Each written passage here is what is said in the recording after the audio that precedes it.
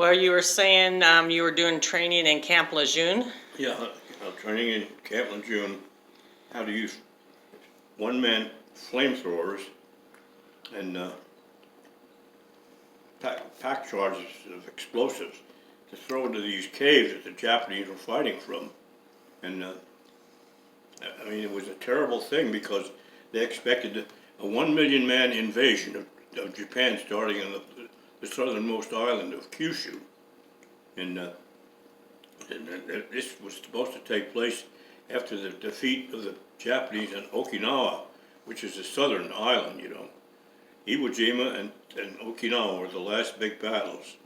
Well, everything went okay, you know, the training went okay, and after a while I got on a troop train from Camp Lejeune, North Carolina, and it went cross-country with us Marines on it through Georgia, the northern part of Florida, Alabama and Mississippi, and Louisiana, into Texas, and Arizona, into California. What year was that? This was in summer of 1945. And anyway, during all that time, they were developing the atomic bomb, you know, and Truman was president because Franklin Roosevelt died, and Truman was his vice president, and Truman decided to use the atomic bomb because the Japanese would not surrender, you know, and even they barricaded their southern island, you know, they dug caves, and everyone of Japanese ancestry was supposed to fight the Americans, men, women, and children, even using children, you know, to fight the Americans. And anyway, by dropping of those two bombs on Hiroshima and Nagasaki, why, they finally got the emperor to surrender, you know. So overnight it became changed from an invasion to an occupation. So we didn't have to fight. Right. And people, even though they didn't want to give up, they obeyed their emperor, you know, completely. And, so that million-man invasion probably would have killed me, you know, along with a lot of others. Right. They And we would no longer exist here. We in this wouldn't family. even exist here, you know. And I was only 18 years old, but there was other guys in the Marine Corps that were only 14. You know, they were big guys for their age, and the Marines needed what they called cannon fodder, you know. That sounds That's what they terrible. regarded us as, cannon fodder. And so they took, even though the Marines were underage, they turned their back, you know, and accepted them. And they were guys from the South, and a lot of them had never worn a pair of shoes in their life, you know, they were really poor.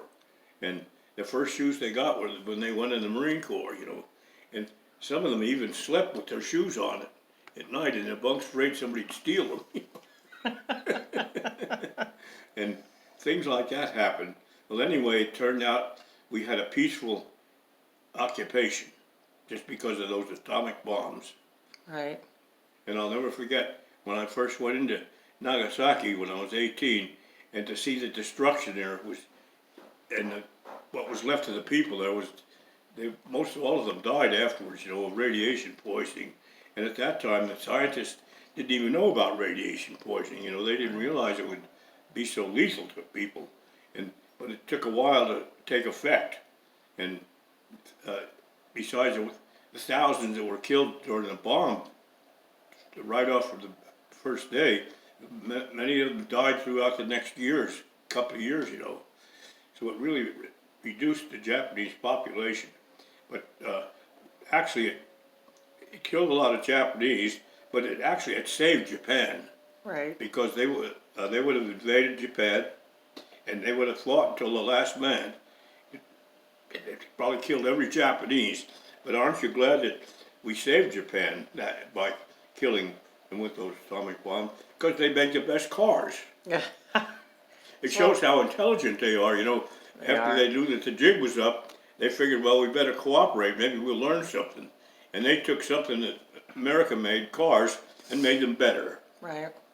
So while you were over there, after you guys landed, was about 30 days after they dropped the bomb? Yeah. Mm-hmm. And where were you stationed at? I was stationed in Nagasaki for about 2 months, I think, and then I even made friends with some Japanese people there.